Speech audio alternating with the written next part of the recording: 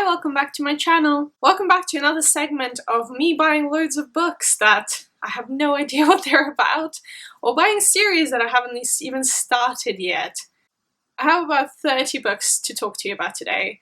I usually try and make sure that I know a little bit about them, but we'll figure out together, because my life is a mess right now. I have weeks of holiday, which feels like basically being back in lockdown, which is really nice. But I've been literally just going through and sorting through my entire life again for the third time in the last 6 months, so that has been fun. I have no idea how I acquired all of these. I know I bought them. I feel like July has lasted like 3 years now. I have no idea. Where has time gone? What is happening? What is life? But let's start, let's see what we have today. So I'll start with the book that I completely forgot to mention in my last book haul. So yes, it's been a whole month since I've had it. It's the Court of Miracles by Kester Grant. It's the Waterstones exclusive edition. Not signed, apparently because of everything happening. Waterstones couldn't get any signed editions, and the only signed editions you could get were through Illumicrate, but that sold out in like 0.2 seconds, so... And I do prefer the blue. Much nicer, prettier cover. Also, I did go out and spend money on the pin that comes with the Illumicrate edition. It says Nous sommes d'un sang, means we are one blood, I think. It's a really cool pin. You know I like pins, so I had to get it. This is a reimagined Les Mis retelling, kinda, with two sisters, and one of them is sold or sent away to the Court of Miracles, and there's a bunch of stuff happening. Very controversial book. Loads of positive reviews, but also loads of actual real life people reading it now and saying that it's not that great, so I don't know where I lie. I was meant to do a reading look for it. I think I teased it, and then I completely didn't feel like reading it. As some of you might know, now that I start thinking about it, most of July and the end of June has been spent me playing The Last of Us Part 2, and let me tell you, I have been obsessed. I have really enjoyed the game. My review is still coming. I realised that my uploads won't finish until I think the 30th of this month, because I've preemptively uploaded everything and scheduled it out, so there was no point in me posting my review when you haven't even seen the ending yet. So I have the review coming on the 4th of August. I have planned it, not filmed it yet. Let's see how that goes. I love video games and I love all the creative background that goes on behind it, especially concept art. I kind of treated myself to a book or two about the game. I ordered this. This is the Art of The Last of Us Part 2.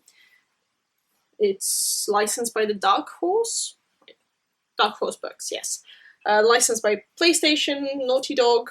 It's basically a really cool, I don't even know how to show you, a really beautiful art book of just all the places and people and character designs, maybe some spoilers. Don't look. There's the back paper. I really like art books. I have, I think, 3 or 4 of different games that I absolutely love and adore. So I think this was, I really enjoyed the atmosphere and the background of the game, so I really wanted this. It took about a week or 2 to come in, so I was like, oh, it's never gonna come in, it's never coming, I'm gonna miss out, but no, it's here, it's in my hands. And then, because I couldn't be content with that, I also went online and found the art book that came with the collector's edition of the game, because I think they didn't really do many editions of it, and I think it's literally the same art that's in there, just on a smaller scale. But as I said, I love the game. I needed to get this. Did I pay an arm and a leg for it? Yes, I did. Do I love it? Yes, I do. And I also got the pins that came with that. I hope it doesn't reflect, but I'll show you as best as I can. I really love pins, you know that. We have the Last of Us Part 2, the Naughty Dog symbol, I think. The firefly symbol on the stop sign. A firefly that Ellie usually draws in her journal. I think it's a knife.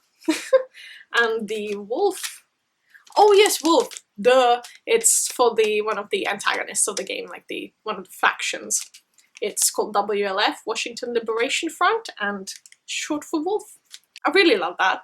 So let's move on to actual books now. I'm just gonna basically grab and go and read and tell you what it's about, and we'll see and learn together. I divided it into hardbacks and like paperbacks, so there's a bit of some sort of consistency. So I'll start with the hardbacks. The first one I got is Diamond City by Francesca Flores. A diamond in the rough, a war between good and evil, and a whole new world that's about to begin. This is Anna's story. So we're following our character Anna, who is trying to kill a leader of this tech company who has taken over the city, as I can tell, and she's basically maybe has like a target on her head as well. I saw the cover, I was like, yes, we know why I buy books these days. I just want them. Don't tell my boyfriend. I haven't heard anyone talk about it, but here you go. If you want to find out more about it, please do. Next up, Anya and the Dragon by Sophia Pasternak. It looks like a girl and a dragon. Love, love, love. Also, something really weird. When I opened the book, the writing was just really big, and I just wasn't sure if it was maybe meant to be like a 9 to 12 middle grade, but I can't see anything that actually says it anywhere. So let's find out what it's about. Whoever destroys a single life has destroyed the entire world. Don't stand out, that's what Anya's babushka has always told her. Keep to yourself and don't cause trouble. But their family is about to lose their home and Anya isn't about to stand around and do nothing. Oh, okay, so it's all about Vikings, Russian folk heroes, and making Anya question everything she thought she knew. I think I'm getting more into dragons than I used to, and I'm really I just want more dragon stories. I just want more cool female characters, non-binary characters just doing like cool dragon stuff. And because it has like Viking lore, I might pick it up closer to when Valhalla comes out, Assassin's Creed new game, and also season 6, part 2, 7, Vikings, who knows where that is. They also have like the part about Russian, because Vikings did go into Russian areas back in the day and try to conquer them as well, in a way. So yeah, excited. Then I picked up The Kind of Poison by Natalie May. A girl destined to die, a weapon more powerful than any blade.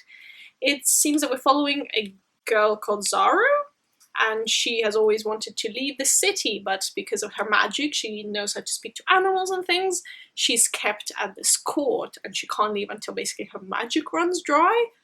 Evil, but then the ruler of this world, or this town, this place, is basically invoked the crossing, which is apparently a race that you have to compete in, and then if you win, you can take over the throne, and she basically kind of wants to do that, so maybe she can escape. You know, I love like weird stories. Maybe it's not even the best, I don't know, but look at this cover, isn't it pretty? It also has instead of a snake that we had, like we've seen like a snake on like 20 different covers this time. This is Scorpio. So next up, Princess Will Save You by Sarah Henning. Sarah Henning wrote the Sea Witch series, which is I think the duology. I really enjoy that. It's like really weird but kind of interesting look on like Ursula's past kind of thing.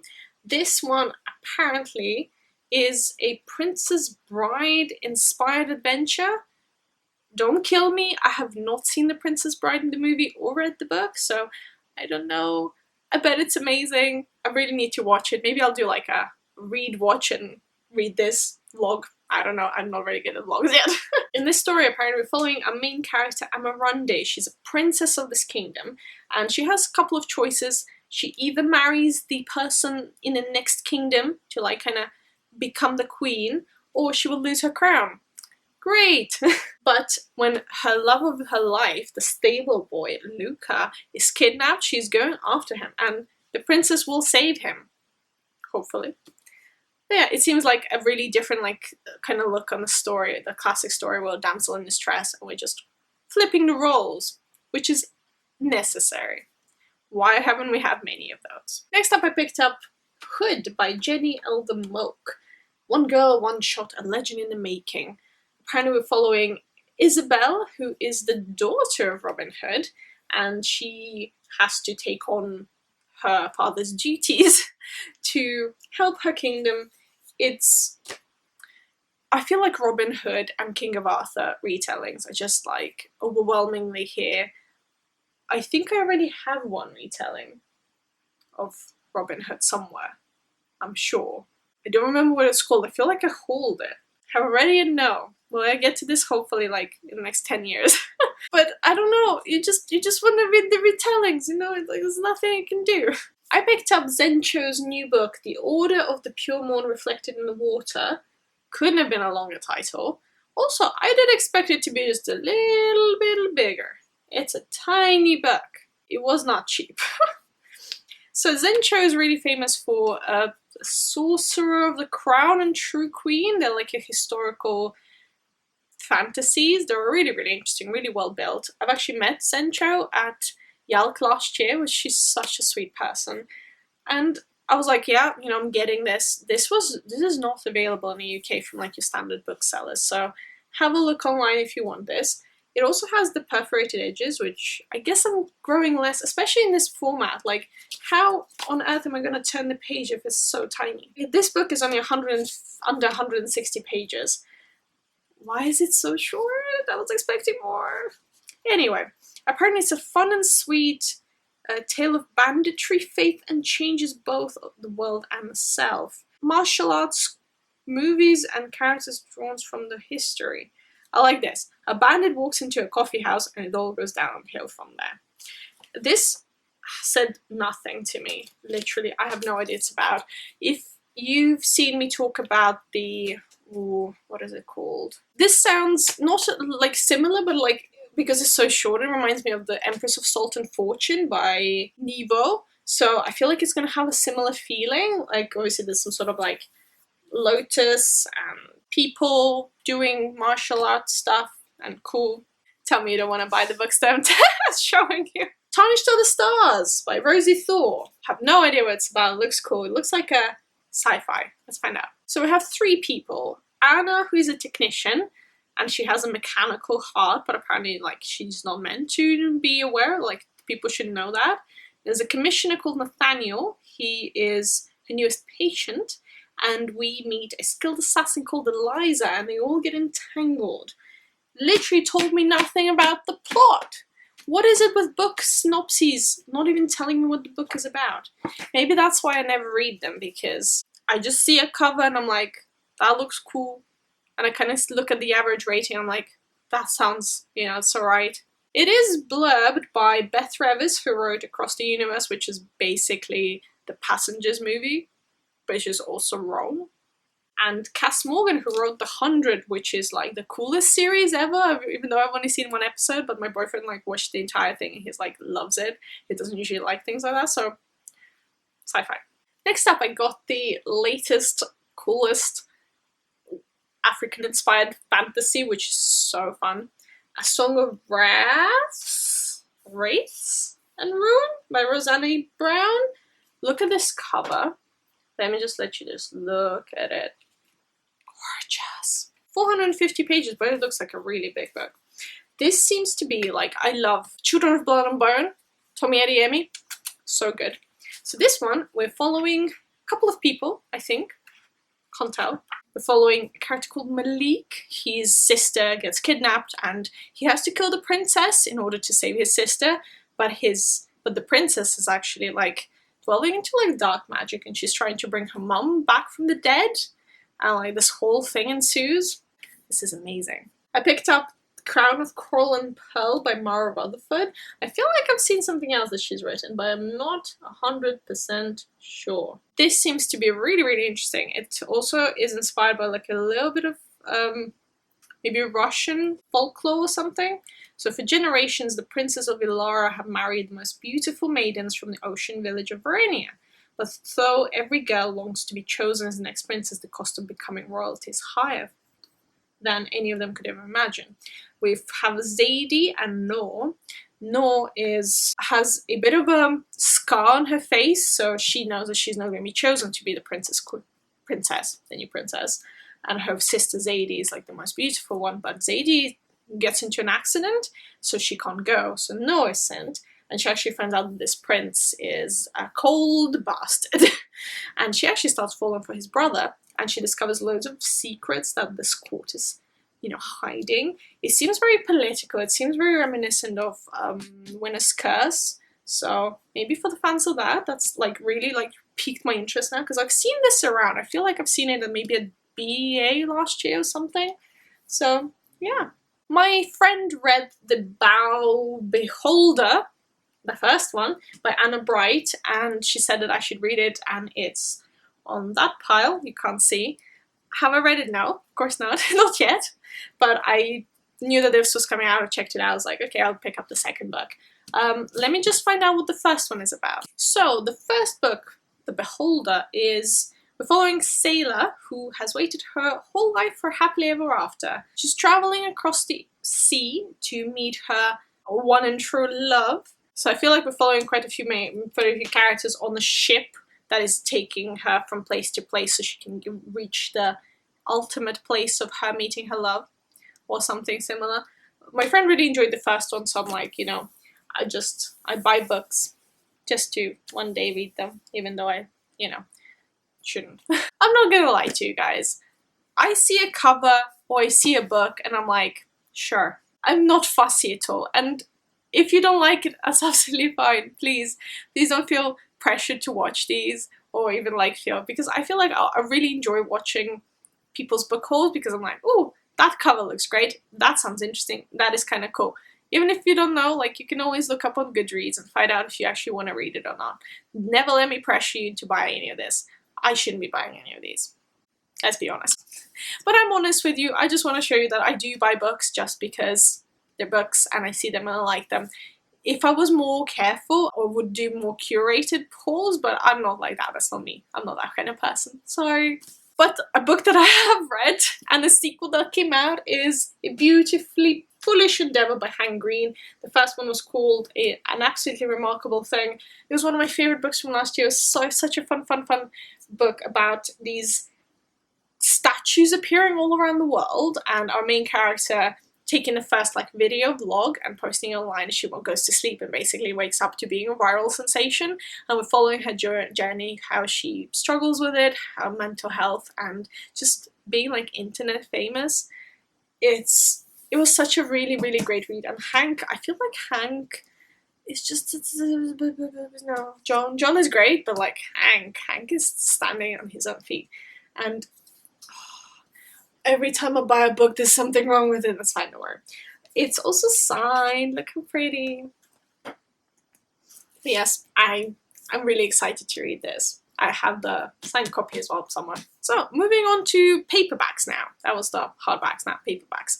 Before I continue with the actual paperbacks, I just want to show you, I don't really share picture books or like kids books on this channel really, because obviously like the YouTube is weird about it, but I just want to just literally like mention it for like 2 seconds because I think this is such an amazing story. It's called Bears Love Squares, and it's by Carol Hart and Edward Underwood. It's all about a bear and a raccoon, and how raccoon is like, yo, bear, like, do you like shapes? And bear's like, I love squares. And raccoon's like, well, what about like all these other shapes? And he's like, no, I love squares, like leave me alone. And in the end is like a really cool twist. And it just broke my heart. It was so beautiful, really well illustrated, really great story, like 5 out of 5. I read it as well. So you know, I love Julie Kagawa's Shadow of the Fox series. I've read the first 2, haven't still read the 3rd one, don't judge me. But I know she has other series, and I think the covers never really pulled me in. You know, I'm all about the aesthetics. But I saw they were being reprinted in new covers, and look at these bad boys. They're still being published.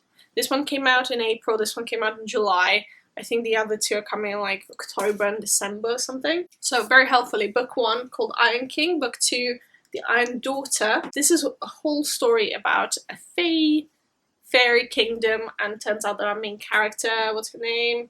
Megan, is actually a daughter of the fairy king, and her father, when he went missing, wasn't really maybe her father, and her brother goes missing, he goes into that world as well, so I guess we're following them. I think there's 4 books, and now I am very much more willing to pick these up, and these are like I think a little bit taller than normal paperback, but they're like the biggest size. I guess if you haven't read them yet as well, a rebrand is always a great time to read them. When this chunk arrived at my house, I was like, whoa, this is a big book. I have seen this around, and I thought that this was coming out in paperback this year, but it was pushed to 2021. I'm like, great, thanks, I'll have to wait now. But I decided, like, no. So I got this. It's Seven Blades in Black by Sam Sykes. It's been raved about on the fantasy YouTube. It has a map, really cool. Her magic was stolen, she was left for dead, betrayed by those who she trusts most, and her magic ripped from her. Sal, the cacophony, has nothing left but her name, her story, and the weapon she used to carve both. But she has a will stronger than magic and knows exactly where to go. The sky is a land torn between powerful empires where rogue mages go to disappear. Oh my god, I can't read. Disgraced soldiers go to die, and Sal goes with a blade, a gun, and a list of 7 names. Oh my god, you see, I don't even know. But like, it sounds very like Game of Thrones, Arya Stark list, follow, you know, kill them people, kill the enemies, blades. It sounds very reminiscent of like Dark Souls and maybe like Bloodborne a little bit. So this chunker, one day. I also picked up the sequel to Want by Cindy Pon called Ruse. Honestly, I just stopped looking in the books that I received now because they were all damaged. Anyway, I really liked Want. It's a really fun story. It's a sci-fi, kind of futuristic, where it's a world where people pay to live longer, and they have these suits because the world is like infected and there's like viruses and pollution and stuff, so they wear these suits. And our main character, Jason, is basically trying to infiltrate that and basically take down the system. This is the follow-up. Really interested because there's something really refreshing, something really fun about reading a story that could be set and could be really real. And, you know, I like Scott Siegel's Alive. Is that what the first one? Yeah, I think the first one was Alive. I'm so bad at remembering things. But I just really love a good sci-fi. And this looks so fun. Need a sequel. I think we waited for like a year for it, so. A series that I have not started yet because they decided to redo the covers. I'll mention that in one video. J. Kristoff's True Life, which is the 3rd book in his Lifelike series, I have not read it yet. I probably should have, but you know, I'm just collecting these at this point. It's the ugliest cover. I don't say that the first one was great, but I'll overlay it so you can see. But this is just why. I think it's a world where you have like cyborgs and people with like, you can attach different things. I don't know. I just got it. Again, a book series that I haven't read yet, but I will try to at some point. Holly Black, Queen of Nothing, the 3rd one in the Cruel Prince, Wicked King series. Apparently there's a new one coming out, which is the stories about one of the kings or something. And people hate this series. I'll make up my mind eventually. I love Holly Black's like early work, like Spiderwick stuff, but I just feel like I had never an inkling that I should read it. I will eventually. I have the other 2. The reason why I always look behind me is because I know they're somewhere behind me, but I think they're in the 2nd layer. There's 2 layers behind me. Yeah, it's out. If anyone wants it in paperback, I really couldn't be bothered to get the hardback, so what's the point? What if I don't like it? Even if I do like it, they're gonna be fine. I also picked up I don't know if it's gonna be a long series or not, but the Kessia Lupo's We Are Blood and Thunder and We Are Bound by Stars. So this is actually a reprint. So they started off this series with a different cover. I'll show you the overlay. I do have the first book. I really enjoyed it. It's following a story of these 2 girls. So in this city, magic is like forbidden, you shouldn't have, and when they discover that you have magic, they want to kill you. And I'm really bad with names. I think one of our characters is Lena is trying to get out of the city, and she has to trust people who she has been taught to fear when she finds out that she's actually part of them. So she has magic. And then we're following Constance, who is living on the outside of the city, so she already found out that she had powers, but she escaped the city before anyone else could. So she's trying to come back into the city, and there's like this spell, and they have to like conquer it together. Really fun, really like unique kind of story. And this just came out. I kind of really like these covers, but I'm also like really like the original ones. They were a bit more YA than not, but if you're interested, have a look, pick it up. Next up, I picked up Sisters of Sword and Song by Rebecca Ross. She wrote the Queen's Rising duology, I think. So we're following two sisters who, after many years apart, are trying to reunite with each other. So Evadne and Halcyon. I don't know how to pronounce those names. Halcyon is working for Queen's army, and Evadne is trying to basically become part of the army to save her sister, and they find out like other things. My friend actually bought this book, and I was like, oh, that looks fun as well. Obviously, the cover is very reminiscent of the book that I just showed you, which is really interesting.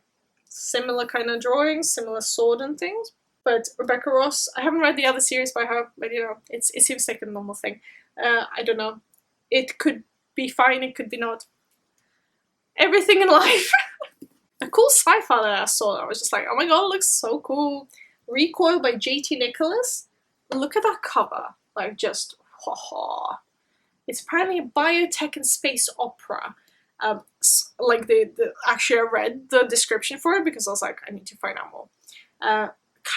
Carter, oh my gosh, I can't read. Carter is murdered while salvaging a derelict vessel, and a major inconvenience as he's downloaded into a brand new body on the space station where he backed up several weeks' journey away. But events quickly slip out of control. So basically, apparently, death is no longer a thing, as you can basically upload the consciousness into a new body or a coil. So you recoil, haha, funny, and it just sounds so good. Like, you know, I don't know if I mentioned it. I don't think I did. One of my favorite games is Detroit Become Human, and it has the whole AI, you know, new consciousness thing, and it's just, I love stories like that. So I'm gonna give this a go, see if it's good. Also, just like the spine, so pretty. So last two books. So the only reason I picked this up is because I've been watching Hazel Hayes for a while. She is a YouTuber. She is a potential filmmaker. She's working on it. I really like her stuff. She's really sweet. She's an Irish author now. She wrote something called Out of Love. It's a novel for anyone who has loved, lost, lived to tell the truth. As a young woman packs up her boyfriend's belongings and prepares to see him out one last time, she wonders where it all went wrong and whether it was ever right to begin with. Burdened with a broken heart, she asks herself the age-old question, is love really worth it? I usually don't really pick up like physical fiction anymore, like contemporary people literary fiction, because I never think that I'm going to keep it for, you know, longer time, but I just really wanted to support her. This is her brand new novel. She's been blurbed by Matt Haig. Hi, how are you? So it's really fun. I really hope it's good. I watched the video where she was signing the book plates for the signed copies, and she said that it's very reminiscent of like David Nichols, and One Day is probably one of the soppiest but the best romance novels ever written. So maybe it's like that. Last four, if you can call them books. My colleagues made fun of me for buying these. I tell them it's my choice, it's my money, but also I love this so much. So it's Howl's Moving Castle, the manga in like 4 volumes. Oh, that didn't work. Number 3, number 4. It's not even a manga as such. It's pictures of the movie, cut up scene by scene, and just put into the story. What else can I tell you? I am a sucker. Howl's Moving Castle is my favorite like animated feature, I think, especially from Studio Ghibli. Sophie is my hero. Old Grandma Sophie is like the true queen. And also Howl. How can you not love Howl? But the true best character is Calcifer. I love Calcifer so much. I didn't know these existed. These came out over like a decade ago, and I was just like, you know, I want this in my life. This makes me happy. This is gonna sit forever on my shelf, and wherever, you know, just whenever you just don't feel like watching the movie, just be like, you know, let me just look up that one scene. And just that one scene where you're like, ooh, when Howl's hair gets colored in, like how fun is that? And like when he's like I can see the movie play out at the same time. And I'm just like, this makes me so happy. Never let people judge your decisions if something that you do makes you happy and brings you joy. Because life is so short. Everything is so frivolous in this life. So make sure you love what you do. Make sure you buy what you love. And always ask yourself, after you've had it for a while, does it bring me joy? Does it spark joy? If it's yes, I think you're on the right track. Of course, right as I finish filming this and go and try and edit it, another book comes in. This is probably one of my most exciting releases that I didn't even know I was excited about. It's Axioms End by Lindsay Ellis. Lindsay Ellis is a video essayist on YouTube, and I love, love, love her work. I didn't even know she was coming out with a book until I saw a video of her say that, you know, she's releasing a book, and it was actually like, if you want to buy it, you can. It's like 2 days ago. And I was like, wait, I pre-ordered this like 4 months ago. I didn't realize it was her.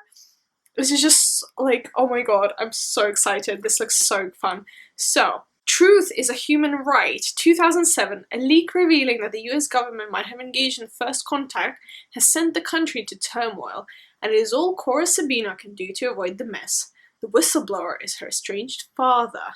To save her own life, she offers her services as an interpreter to a monster. When becoming an interpreter, she begins to realize that she has become the voice of a being she cannot ever truly know or understand, and starts to question who she's speaking for, and what future she's setting up for all humanity. It sounds very much like The Arrival. I think that was the book. Oh my god, I'm so excited! I think it's out now, basically. So, I think the UK, it's Titan Publishers in the UK. I think you can get, like, hard copies in America. Thank you so much for watching this video. It was a mess, as always. But, like, you know, I am very honest, and I just buy books based on the covers, and that is absolutely fine. Maybe that's an interesting thing to challenge yourself to. Buy a book because of its cover and see if you enjoy it. And if not, you know, you've learned something. So, thank you so much for watching. Like, comment, subscribe, do what you feel like, and I'll see you in my next one. Bye!